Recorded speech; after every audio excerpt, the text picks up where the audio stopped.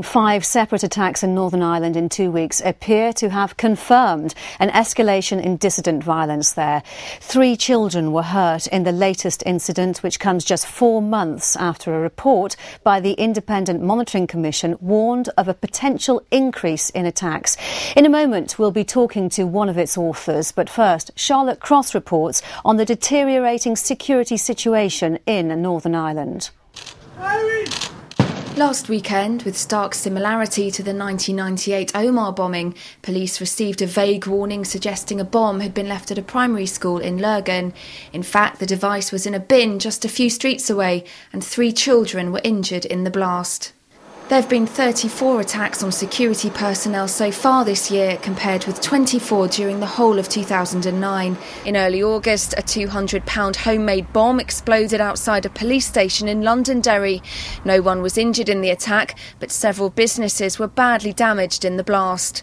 Next came a booby-trap bomb found under an army major's car in Bangor. The device fell off his car as he reversed out of his drive, and army bomb disposal teams carried out several controlled explosions.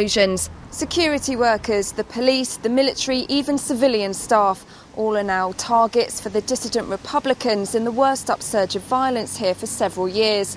Military bases across the province are on a heightened state of alert, and the threat remains severe. And there are several dissident splinter groups operating, including Oglan Ahern, who are considered the most violent. The Irish and British governments are now engaged in talks with Republican dissident groups in an effort to stop them destabilising the political peace process. Charlotte Cross, Forces News, Northern Ireland.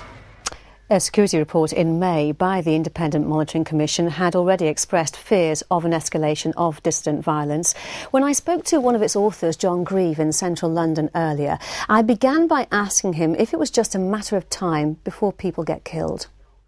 Well, of course, people were killed last year. Members of the British forces were killed last year. And a police officer was killed last year. It is extremely dangerous, the situation that we're in, but it doesn't bear any resemblance to the worst days when the British forces were having to hold the line in Northern Ireland. It just isn't a rerun of the 70s or the 80s. So you're ruling out anything along the levels of the Provisional IRA's actions? Oh, absolutely. These dissident groups are extremely dangerous, and I'm not underplaying that. And they are out to kill members of the security forces, and they're particularly targeting the police. But the reality is they bear absolutely no resemblance in terms of scale, skills, abilities, support from the public, clout. They have none of those things that the Provisional IRA had. So who are these dissidents, and what's their agenda exactly?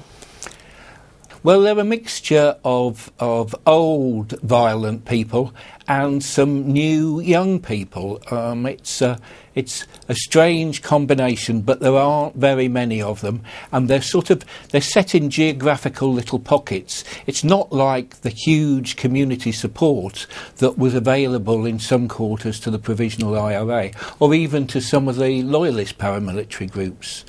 So how well do you think the police are coping, and can you foresee any situation where they might need some kind of military backup? This year alone, more dissident, violent extremists have been arrested and put in front of the courts in Northern Ireland than in the whole of last year. I would say that the intelligence organisations, the security service, the PSNI, intelligence and criminal investigators are as good as any I've worked with over 44 years of public service. So, no, I do not foresee, and certainly not in the light of this threat, that the members of the British forces will be called back to patrol the streets of Northern Ireland. That would be a backward step, and is something that the dissidents are trying to achieve.